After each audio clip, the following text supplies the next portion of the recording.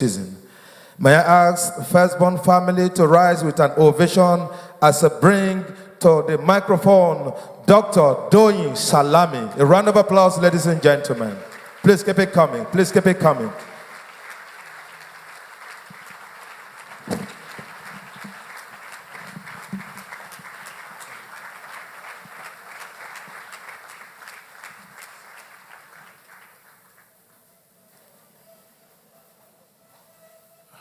Right. A very good morning to you, distinguished ladies and gentlemen. I assume that protocols were already established at the beginning of this, so forgive me, I will adopt the protocols as established. What I've been asked to do this morning is to speak to the topic opportunities in Nigeria post-transition.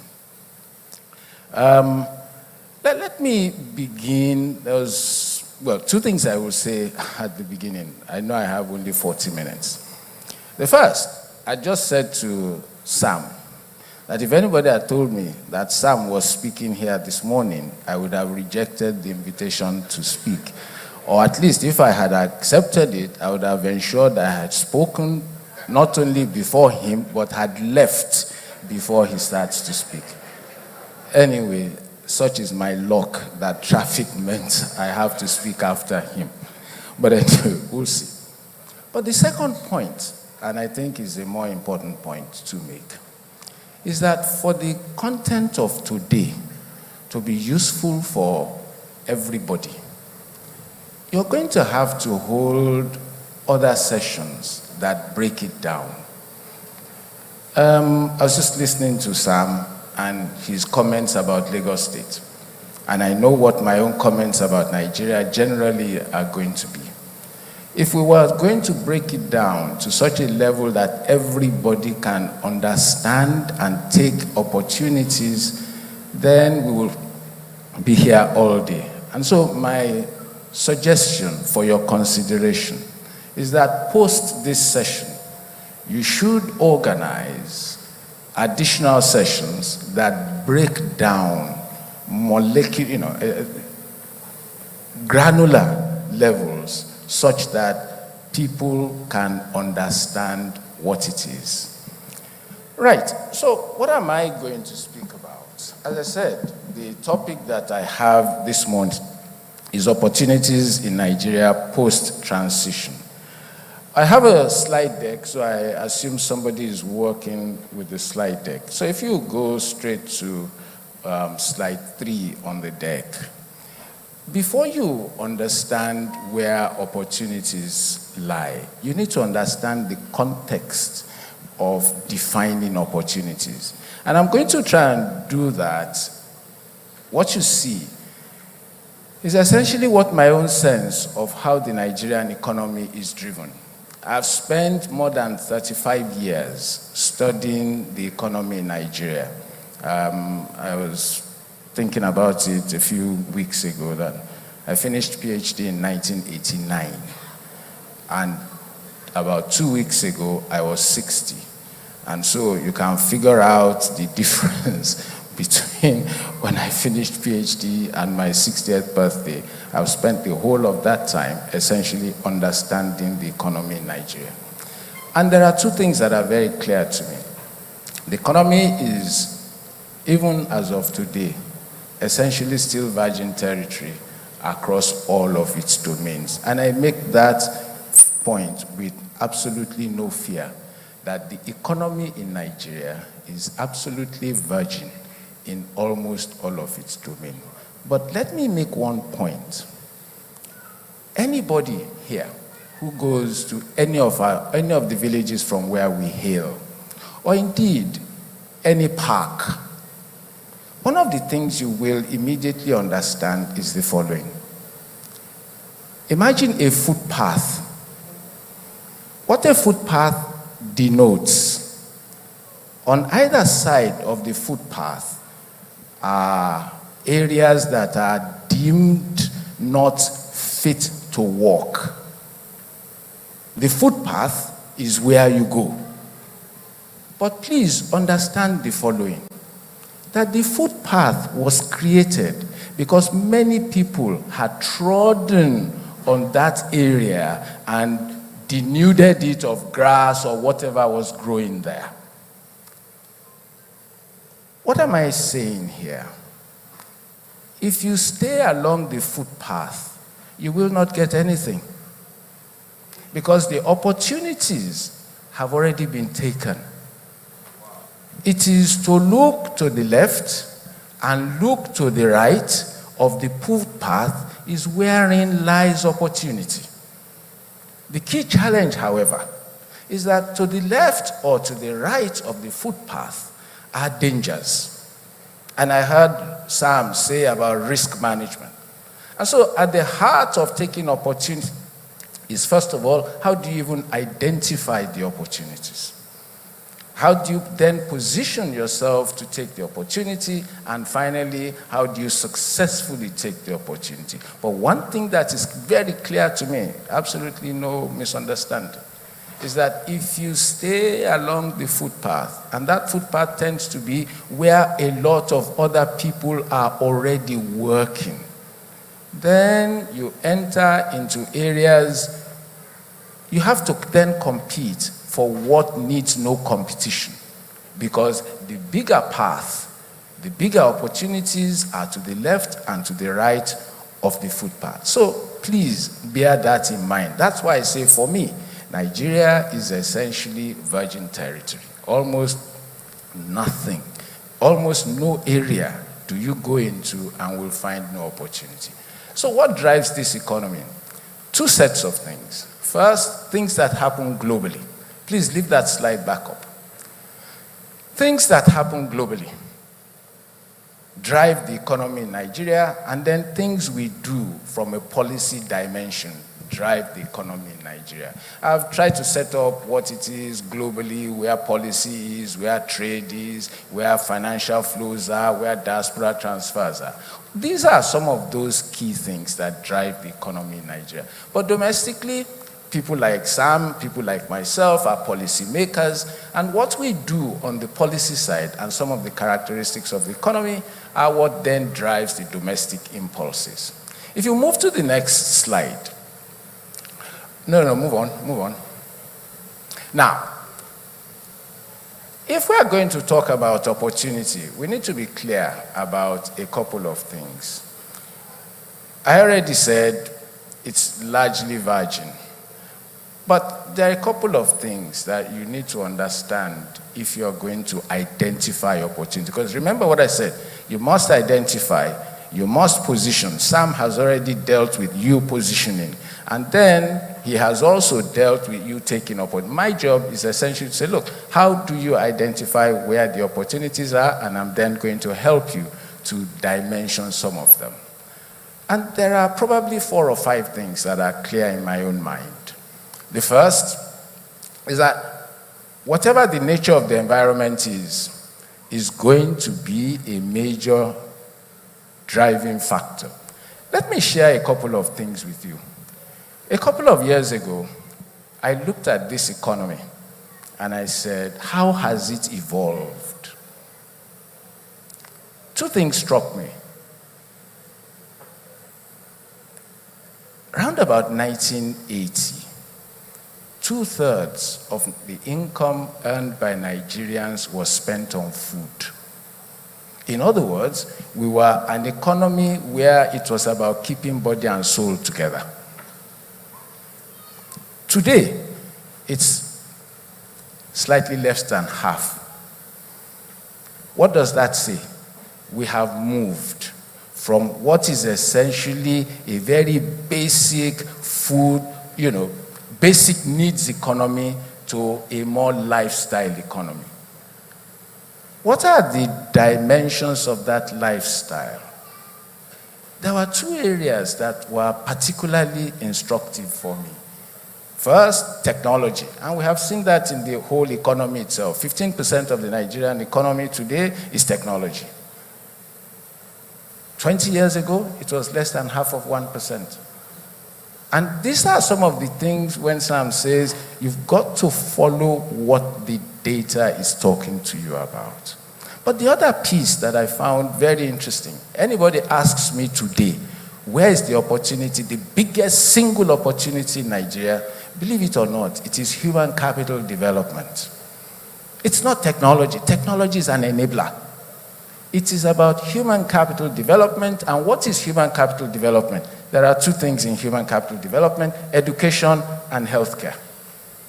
And the way I see things is that the next big thing that's going to happen is in education and healthcare, depending on how insurance goes. I'll come back to the detail, but the first thing I'm simply telling you is you need to understand how the economy is itself evolving.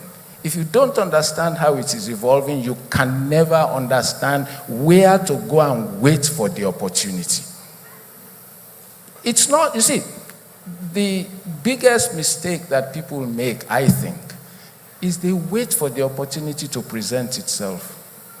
It doesn't work that way. You've got to be prepared and wait ahead. In strategy, we call it first mover advantage. You go and wait. The opportunity, you become somebody who breaks the path. You define the path. Okay? What else are the concepts that you need to bear in mind? So the first is, what's the economy looking like? Where is it headed? The second dimension, what are the needs? I can tell you without thinking too hard about it. If you say, what are our deficiencies? All of us can line them up. Whether it is roads, whether it is power, whether it is education, whether it is food. Let me put this to you. Sam said a moment ago, we have a rice mill. But you know the biggest challenge they are going to face? There is no storage. Nigeria produces 200 million metric tons of food and grains. Her capacity to store is less than 2%. And guess what? In addition to that, our post-harvest losses amount to between 30 and 60%, depending on which crop you are talking about. And then people say food prices are up. Why not? Do you need for it to be government that must invest in storage? Look, let us understand, too often, I've now sat in government for 2 years, shorter than my brother, but for 2 years. And in 2 years, I've come to a very safe conclusion. Don't assume the government knows the problem. If it does, don't assume it knows the solution. If it knows the problem and knows the solution, don't assume it has the wherewithal to deal with it. If it knows the problem, knows the solution, has the wherewithal, don't assume that the interests will allow the ideal solution to be pursued. And so for anybody who's hanging around waiting for the government to do this and do that, believe me, you will wait well. Forgive me, I am not versed in the Bible as my brother is, and so I will just respect myself and cheerfully just stay here. But I hope that nonetheless you understand what it is that I am saying to you. In other words, look, if nobody does anything else, South Africa, her capacity to store is 114% of what it produces. What does that mean? It can take from other countries. All of us have learned about the years of, how do you say that? It tells you I failed IRK, I've used CRK many years ago, but don't worry. But the key point is that this economy is going to 400 million people by 2050. They need to be fed.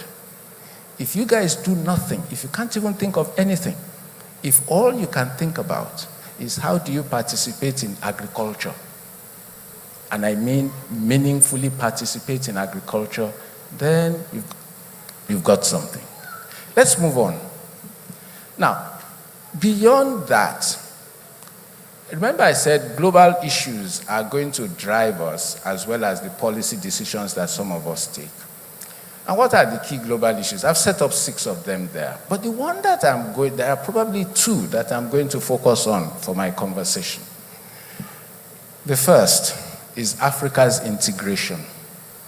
Today, we honestly don't know how many Nigerians there are. Believe me, we don't. We estimate. We assume it's 200 million. We assume it's 213 million. We don't know.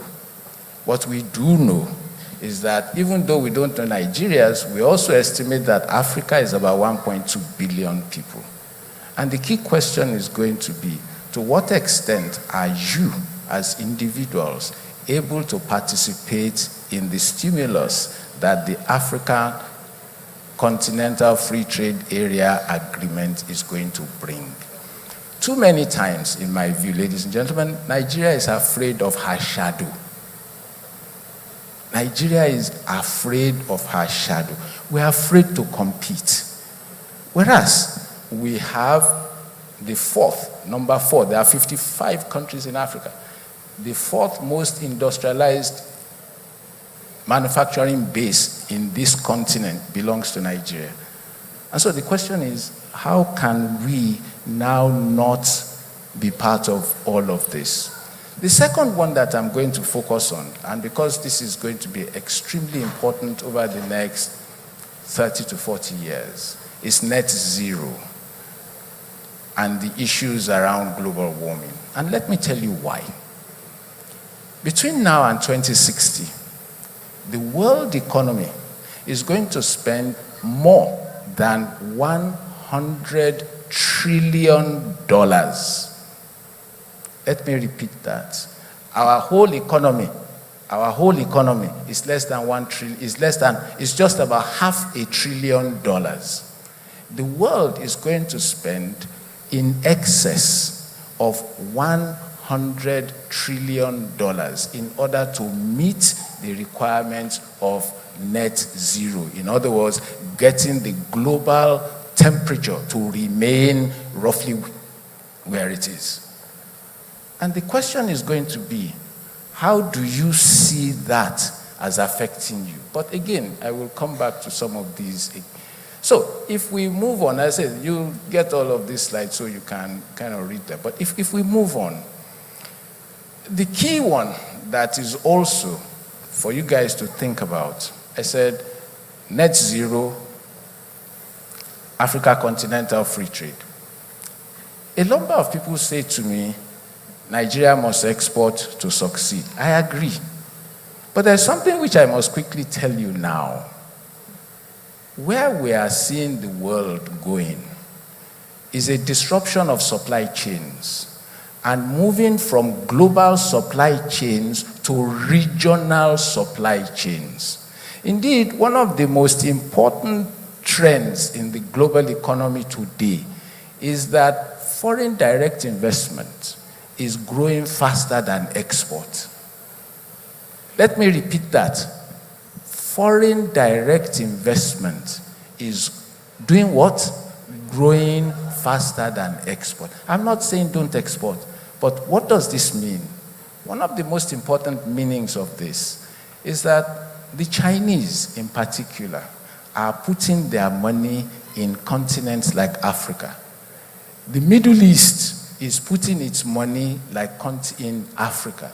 And the question is, how many of you guys have businesses that can benefit from this? Now, don't let me underestimate it.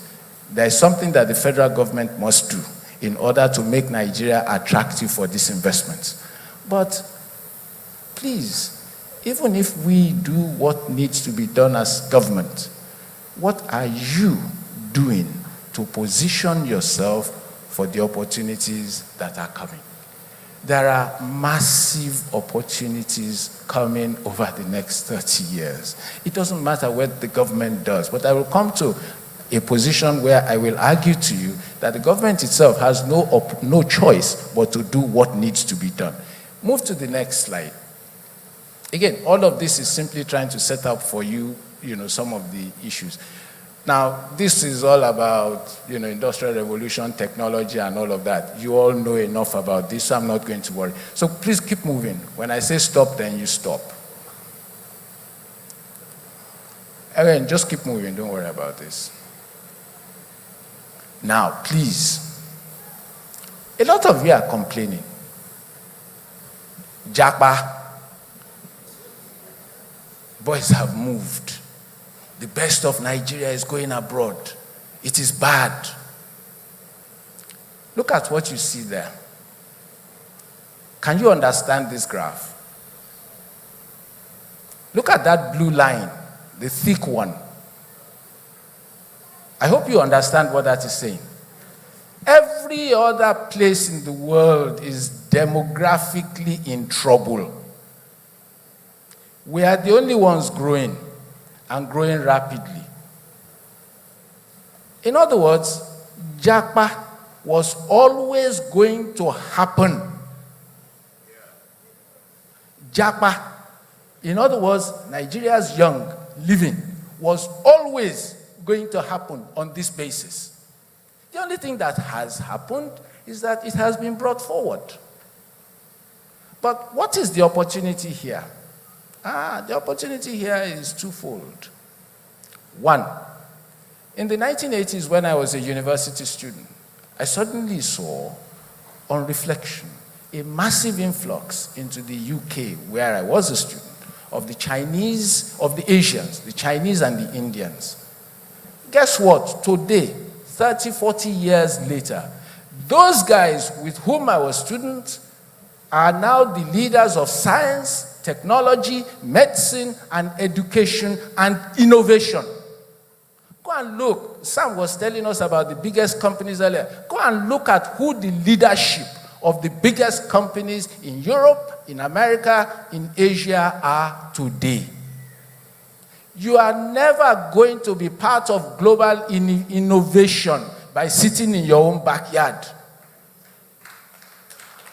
We, as a country, must produce a workforce that is globally reputed. We must then allow those who want to live. Because that is the only basis on which we remain a viable part of the global economy. Sitting down and complaining, the young children have left. All right, I just showed you. The young children were always going to leave. The key question is, how many of you here have thought about what I just said? Building institutions that enable us to produce world-class labor. Indeed, one of the most painful things for me, many years ago, I was studying Asia and Nigeria. At that time, people were complaining about Asia, especially China, and saying China is losing its cost advantage. Which countries could replace China? And they included Nigeria. But very quickly, they dismissed Nigeria. Yes, Nigeria has a large population, but that population is not fit for purpose. It's not. Today, sorry, I know I'm in a church, so you forgive me. But think about it. It's exam season now. How many institutions here that you know pay to influence the outcome of exams for their students? They used to call them magic centers. I mean special centers. But the point for me is that is what it is. But the key opportunity in education is a very simple one.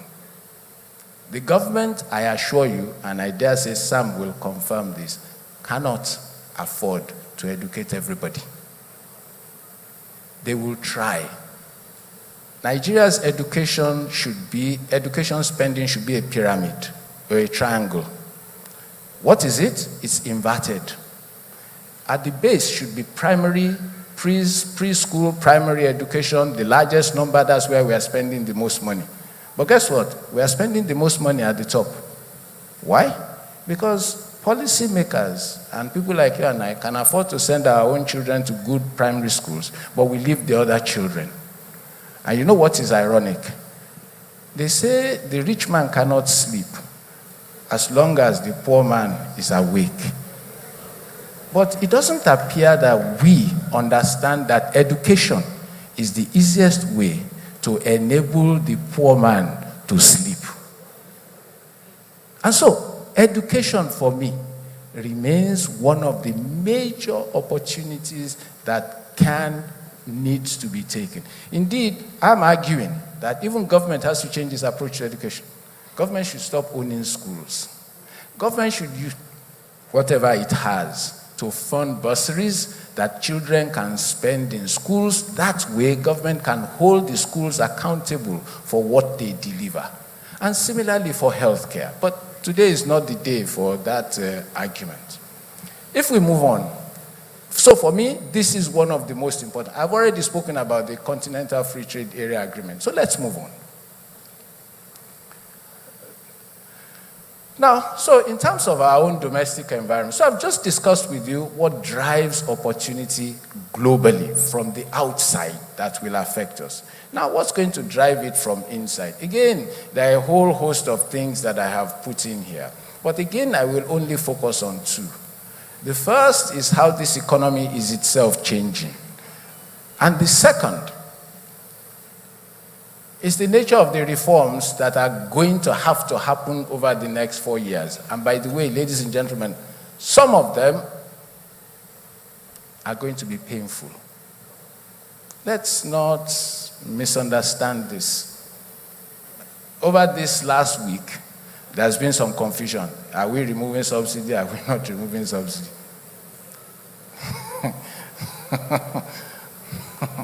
When you are paying, when you are borrowing to pay for something that is inefficient, if you want to continue, it's okay.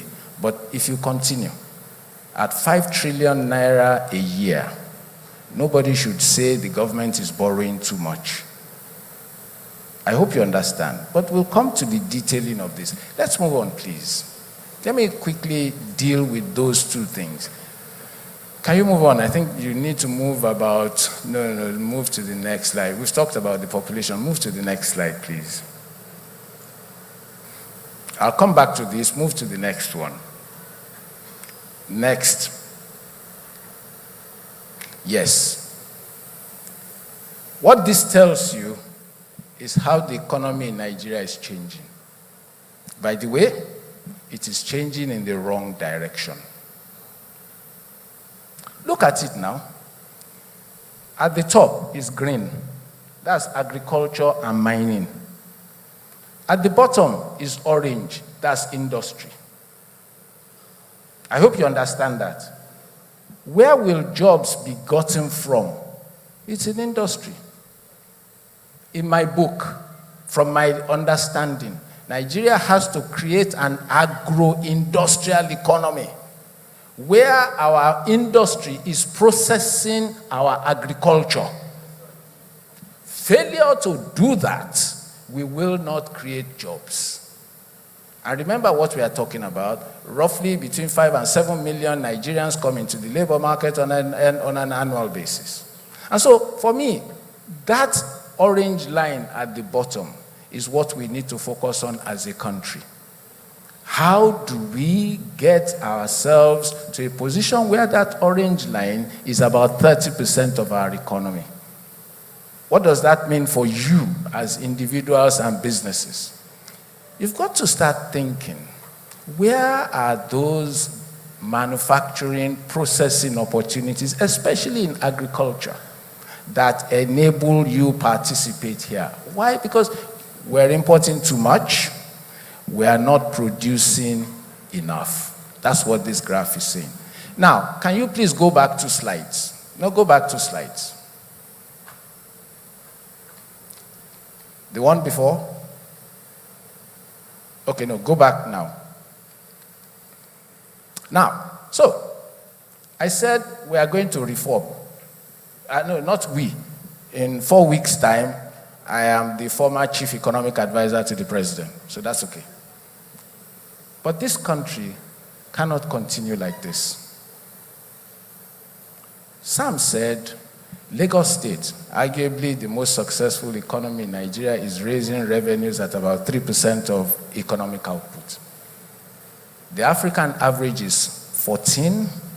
Some countries are doing 40%. But you and I, we don't like paying tax. And by the way, I don't like paying tax like anybody. So I know Sam is here, I don't like paying tax. But if we don't like paying tax, somebody has to fund the investment that you are expecting. There's only one way, if we don't pay tax, that investment gets funded: private sector. And there is only a few things that the private sector must now look forward to, given where we are. The biggest of which is what I call the financialization of government assets. What do I mean by financialization of government assets? Government will have to concession assets, use that to raise money and allow those assets to be better managed. I will give you an example. Again, forgive me for continuous reference to Sam. As I told you earlier, if they told me he was speaking, I would have spoken before him and left. But he was talking about 2 rail lines. If this administration, of which I am a member, hasn't done anything, it has spent a lot of money on railways. It has spent a lot of money on roads. But guess what? Nowhere in the world does passenger traffic make rail successful. Rail is primarily for cargo. Passengers are an add-on. And so the only way that some of the investments this government has made will be sustainable into the future is when those who come after us take them and financialize them, concession them. Let those who will put cargo on the rails put cargo on the rails. It's important that you have to start asking questions. If government is going to financialize its assets, what assets does it have? And by the way, there is a register of government assets at state level and at federal level. And so you need to be asking yourself, which of these assets might we be interested in working with the government on a public-private partnership? There are different models of public-private partnership, but it's going to be a major post-transition agenda. In other words, anybody who doesn't understand it now should please understand it. Public-private partnership is going to be a major driver of Nigeria going to the next 5, 10, 15 years. Let's move on, please. Well, I've already spoken about government money. If we are going to invest, it's going to be private capital. But what does that private capital require? It requires rules, but it requires the enforcement of rules. Let's move on quickly. Now, all this one is saying is 6 sectors are 75% of the Nigerian economy. Just go back. 6 sectors are 75% of the Nigerian economy, and you need to understand them. The 6 are agriculture, trading, industry, real estate, oil and gas. Oil and gas, as you can see, is the 5th largest economy. And then, of course, telecoms. Telecoms is actually the 3rd largest. Now, let me move on very, very quickly now. So, where are the opportunities that you can look forward to? The first opportunity, since everybody talks about Nigeria and oil and gas, the first big opportunity I will speak to is in the energy sector. And there are 2 opportunities in the energy sector. Nigeria currently produces about 1.3 million barrels of crude oil a day. Our OPEC quota is about 1.8. Nigeria's ambition is about 4 million barrels. My expectation is that a new administration, as is coming, will with fresh eyes, revisit some of the issues. For people who are here, it's not about getting oil mining licenses, no.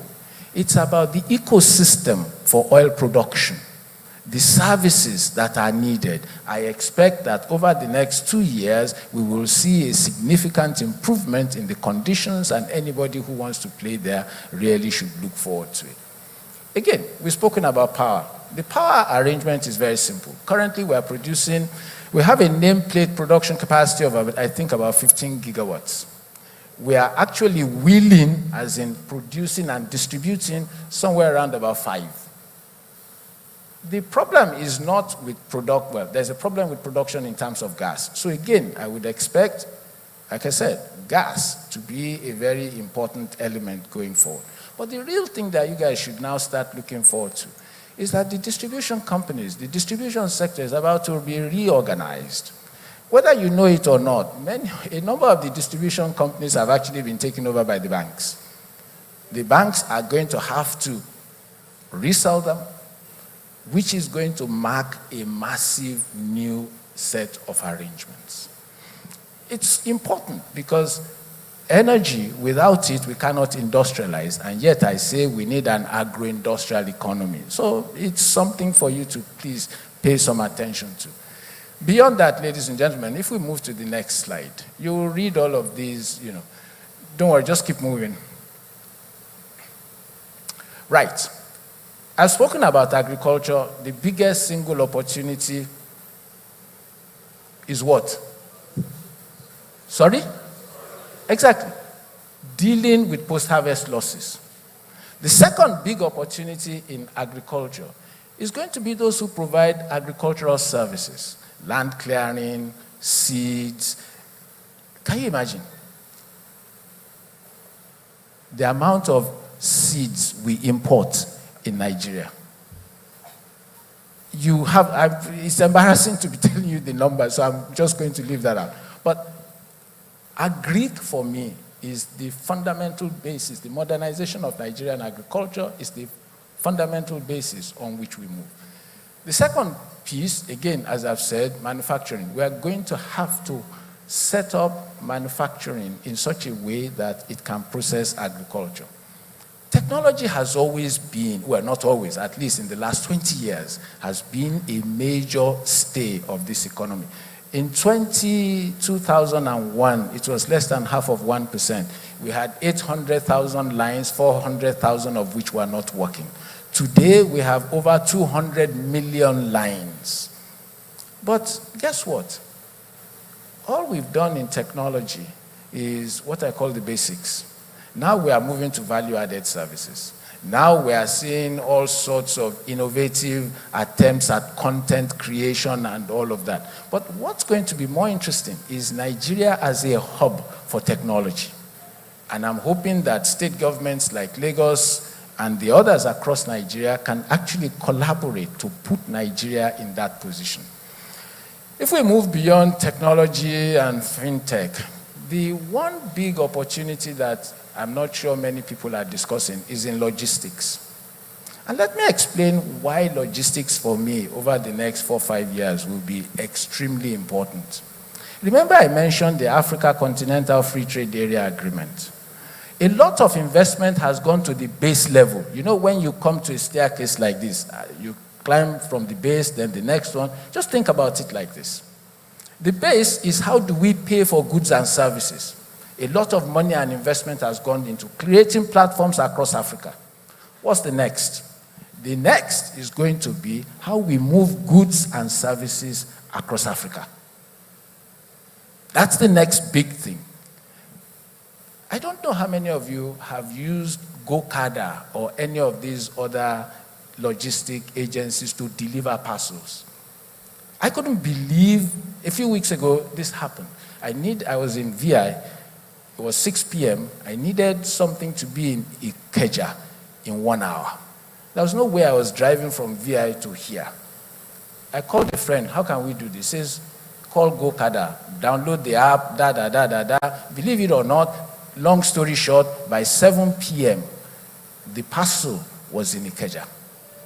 Now, that's technology enhancing logistics. What we are going to see is an expansion of that locally, but sub-regionally and continentally. And the key question is going to be, how many of you are really understanding how this is going and what the opportunities are providing? Move on to the next slide. Well, those two that have joined together, education and healthcare. Can anybody guess what they are going to depend on? they depend on only one thing: to grow exponentially. Can anybody guess? Anybody? Sorry? Well, human capital maybe, but not. There's one massive issue that you solve it, and the growth in those two areas will be unbelievable. It's actually insurance. Why? Because today we pay out of pocket largely. Okay, many of those in the first 3 rows have health insurance. Most people here, if we were to take a random sample, most people here, I doubt, have health insurance. And so you still go and you pay. And yet, if only, I think Lagos has a scheme for health insurance. If we could get, today, education and healthcare are paid for by federal, state, local, and individuals. 4 groups paying for these services. So it's not about whether there's money in the sector. It's how do we reorganize that money to ensure we can produce world-class services. But at the heart of it, the pin, the linchpin that holds or could hold everything together is insurance. You're able to create education insurance, healthcare insurance. You're able to retilt the spending in education and healthcare such that it is a triangle rather than an inverse triangle, and believe me, it changes the whole game considerably. And so, ladies and gentlemen, it's very important to understand these things. Please move on. There's one more slide that I want to show you before I go. No, don't move on. There's just one more slide. Aha, this is it. This is where I started, and this is where I want to end. Ladies and gentlemen, please look at this very carefully. What this shows you is over a period from about 2003 to 2019. It's a bit dated, but forgive the data. That's what we've got. This is how spending by Nigerians have changed. I hope you can see that pattern, and I hope you can understand it. What are you supposed to take out of this? It's very simple. If you're going to run a business, you need people who pay for your goods or pay for your service. If that is the case, then you need to understand how people are spending their money. If you understand where they are spending their money, if you understand where spending is growing, then guess what? Go and wait there. If you don't understand what people are spending their money on, why they are spending their money in the way they are spending it, believe me, you cannot identify opportunities. Remember what I said, my key task is, it's only one thing, to help you identify opportunities. What I have sought to do this morning, ladies and gentlemen, is essentially to set you up a framework. And the framework says, what are those global things that are going to happen that will drive opportunities here? What are those domestic things that are going to happen that will drive opportunities here? In which sectors will these opportunities lie? But guess what? At the heart of it, please go back to that last slide. At the heart of it, no, the one before. The one before. No. The table. Yeah. At the heart of it is this. How do people spend their money? And remember what I told you. Just look, healthcare from 1% to 3% to 6%. Communication from 0.1 to 0.7 to 5.5. Entertainment, you can see 6%. Education rather, 6% from 3.9 from 0.2. What does all of this tell you? It tells you one thing, that in many cases, as government provision has weakened or worsened, people are paying from their pockets. And therefore, distinguished ladies and gentlemen, if you understand nothing else from my comments, please understand that unless you understand where people are spending their money, your chances of being positioned for opportunities remains very small. Thank you very much indeed.